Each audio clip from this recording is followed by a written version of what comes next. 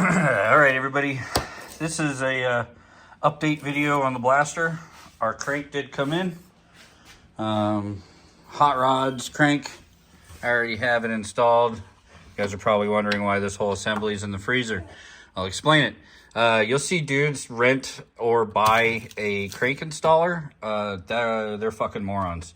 All you gotta do is put the crank in the freezer overnight, and then once you get your bearings and shit installed in your case, just heat your bearing up with a heat gun. You can buy that from Harbor Freight for like 20 bucks. And fucking wait till that bearing's hot to the touch, and then literally, dude, this whole crank just slides right in. It just, it'll make a cluck sound. And so the reason we have this all in here is because I need to keep the crank cold. And we're going to install the bearing. I haven't done the bearing on this side yet, so we're going to do the bearing and seal on that.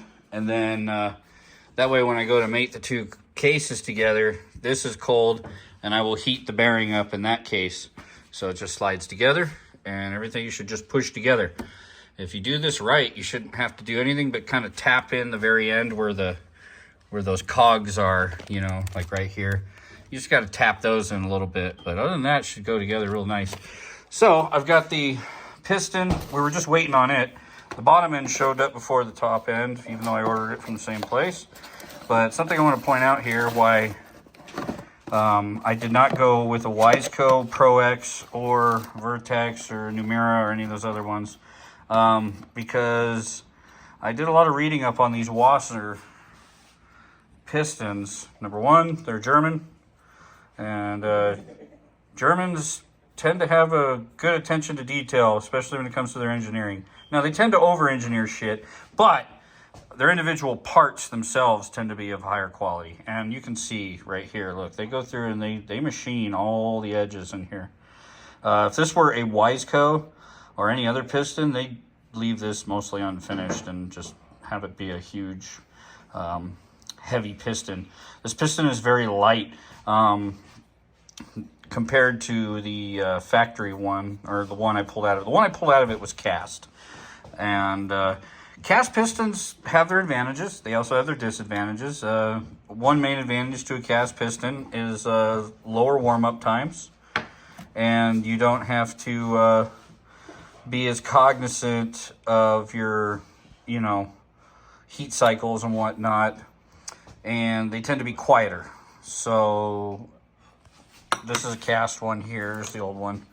Now, this is one of the drawbacks. When it fails, this is what happens. It shatters. Completely shatters, and it sends little pieces of shit all over the place. So I decided, fuck it. We'll go with a forged piston here. And of the forged piston, this costed literally $5 less than the Wiseco. And in my opinion, just by mere observation, this is a superior product. We'll see. We'll run it, and I'll let you guys know after the break-in. But yeah, so stay tuned, folks. We're going to get these cases mated back together. I got to run out to the parts house, get some Yama Bond, and some other shit. But other than that, it's pretty much ready to rock and roll. Like I said, we just got to get the new bearing in there, and then clean this up a little bit, and then mate the two case halves to make one. And then we've got the wonderful, fun part of getting that old gasket off the base of this thing. Always fun. Anyways, folks, like, share, subscribe. See ya. Leave a comment down below. It's all here. It's all here. It's going back together. See ya.